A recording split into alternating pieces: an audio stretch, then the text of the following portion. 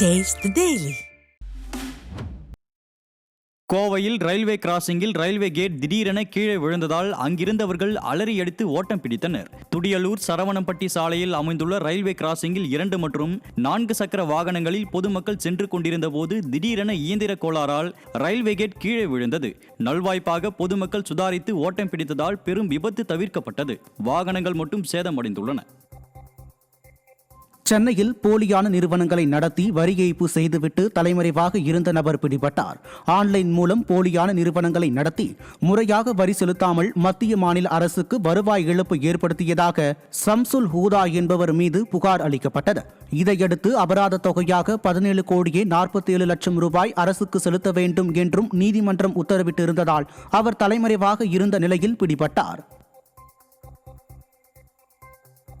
திருவள்ளூர் மாவட்டம் சிறுவாபுரி முருகன் திருக்கோயிலில் கழிவுநீர் தேங்கி துர்நாற்றம் வீசுவதாக பக்தர்கள் வேதனை தெரிவித்தனர். செவ்வாய்க்கிழமைகளில் சிறுவாபுரி கோயிலில் பக்தர்கள் அதிக அளவில் வந்து செல்லும் நிலையில் அன்னதான கூடத்தை சுற்றிலும் கழிவுநீர் தேங்கி துர்நாற்றம் வீசுவதாகவும் இதனால் நோய் தொற்று அபாயம் ஏற்பட்டுள்ளதாகவும் புகார் எழுந்துள்ளது. விடியாத திமுக ஆட்சியில் அறநிலையத்துறை அதிகாரிகளின் அலட்சியத்தால் பொதுமக்கள் அவதிப்படுவது தொடர்கதையாகி வருவதாக குற்றச்சாட்டு எழுந்துள்ளது.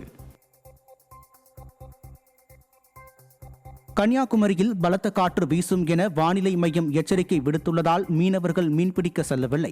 மன்னார் வளைகுடா மற்றும் குமரிக்கடல் பகுதிகளில் 29ஆம் தேதி வரை மணிக்கு 60 கிலோமீட்டர் வேகத்தில் சூறாவளி காற்று வீசும் என எச்சரிக்கை விடுக்கப்பட்டுள்ளது. இதையடுத்து குமரி மாவட்டத்தைச் சேர்ந்த 2200 மீனவர்கள் கடலுக்கு சென்றதில் 700 மீனவர்கள் கரை திரும்பி படகுகளை பத்திரமாக கரையில் நிறுத்தியுள்ளனர். திருப்பூர் அருகே தேசிய நெடுஞ்சாலையில் அடுத்தடுத்து 4 கார்கள் மோதி விபத்துக்குள்ளானதால் பரபரப்பு ஏற்பட்டது. செங்கப்பள்ளி அருகே கேரளா பதிவெண் கொண்ட கார் ஒன்று முறையாக சிக்னல் அளிக்காமல் திரும்பியதால் ஆத்திரமடைந்த மற்றொரு கார் ஓட்டுநர் அந்த காரை வழிமறித்து நிறுத்தியதால் 4 கார்கள் அடுத்தடுத்து மோதி விபத்துக்குள்ளானது. இதில் காரில் பயணித்தவர்கள் காயமின்றி உயிர் தப்பிய நிலையில் 3 கார்கள் பலத்த சேதமடைந்தது.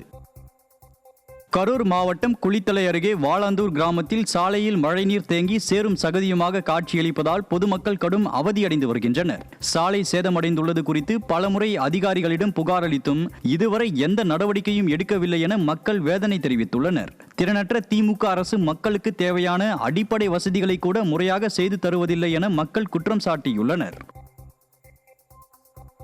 எல்லாருமே இந்த பாதையில் தான் வந்தாகணும். ஊரை விட்டு வெளியே வரணும்னாலும் ஊருக்குள்ளே நுழையணும்னா இதுதான் பாதை.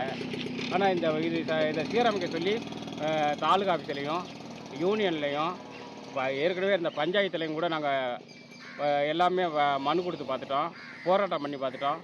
போராட்டம் பண்ணும்போதெல்லாம் பேச்சுவார்த்தை கூப்பிடுறாங்க. பேச்சுவார்த்தை கூப்பிட்டு உடனே செஞ்சு தராங்கிறாங்க. ஆனால் இன்னும் செஞ்சு தரதா இல்லை.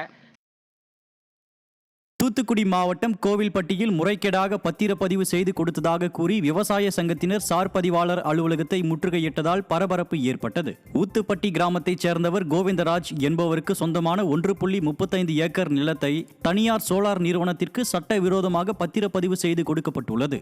இதுகுறித்து பலமுறை புகார் அளித்தும் நடவடிக்கை எடுக்கப்படவில்லை என கூறி தமிழ்நாடு அனைத்து விவசாய சங்கங்களின் ஒருங்கிணைப்பு குழுவினர் சார் பதிவாளர் அலுவலகத்தை முற்றுகையிட்டனர். விடியாத திமுக ஆட்சியில் முறைகேடாக பத்திரப்பதிவு செய்யப்படுவது தொடர்கதையாகி வருவதாக குற்றச்சாட்டு எழுந்துள்ளது. தஞ்சாவூர் மாவட்டம் கும்பகோணத்தில் கும்பாபிஷேக விழாவை முன்னிட்டு திருப்பணிகளை விரைந்து முடிக்க பக்தர்கள் கோரிக்கை விடுத்துள்ளனர்.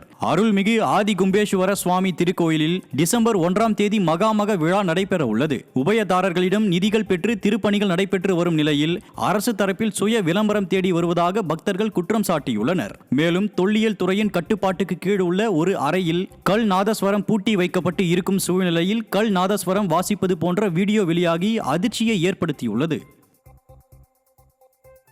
கடலூர் மாவட்டம் விருத்தாச்சலம் அருகே போதிய முன்னறிவிப்பின்றி ஏலம் விடப்பட்டதால் அதிகாரிகளுடன் பொதுமக்கள் வாக்குவாதத்தில் ஈடுபட்டதால் பரபரப்பு ஏற்பட்டது. மாத்தூர் கிராமத்தில் அருகேரியில் சுமார் 200 ஏக்கர் பரப்பளவில் உள்ள காடு பொதுப்பணித்துறை கட்டுப்பாட்டில் உள்ளது. இங்குள்ள கருவேல மரங்களை பொது ஏலம் விடுவதற்காக ஊராட்சி மன்ற அலுவலகத்திற்கு பொதுப்பணித்துறை அதிகாரிகள் சென்றுள்ளனர். இந்த நிலையில் எந்தவித முன்னறிவிப்பும் இல்லாமல் ஏலம் நடத்துவது குறித்து பொதுமக்கள் கேள்வி எழுப்பி வாக்குவாதத்தில் ஈடுபட்டனர். ராமநாதபுரம் மாவட்டம் கூரிச்சாத்தையில் மழை நீருடன் கழிவுநீர் கலந்து துர்நாற்றம் வீசுவதால் சுகாதார சீர்கேடு ஏற்பட்டுள்ளது. மழையின் காரணமாக நகரின் பல பகுதிகளில் தண்ணீர் தேங்கியுள்ளதால் பள்ளி, கல்லூரி மற்றும் அலுவலகங்களுக்கு செல்ல முடியாமல் அப்பகுதி மக்கள் மிகவும் சிரமமடைந்துள்ளனர். பாம்பு உள்ளிட்ட விஷ ஜந்துக்கள் குடியிருப்பு பகுதிகளுக்குள் வருவதால் மிகுந்த அச்சத்துடன் வாழ்ந்து வருவதாக வேதனை தெரிவிக்கும் அப்பகுதி மக்கள், விடியாத திமுக அரசு உரிய வடிகால் வசதி அமைக்காததால் சாலைகளில் தண்ணீர் தேங்கியுள்ளதாக குற்றஞ்சாட்டியுள்ளனர். தூத்துக்குடி மாவட்டம் எட்டயபுரம் அருகே தனியார் நிறுவனம் அனுமதியின்றி காற்றாலை அமைக்க எதிர்ப்பு தெரிவித்து பொதுமக்கள் முற்றுகை போராட்டத்தில் ஈடுபட்டனர். தலைக்காட்டுபுரம் கிராமத்தில் முறையாக அனுமதி பெறாமல் விவசாய நீர் வழித்தடத்தில் தனியார் காற்றாலை நிறுவனத்தின் சார்பில் புதிய உயர் மின்கம்பங்கள் அமைக்கும் பணிகள் நடைபெற்றன.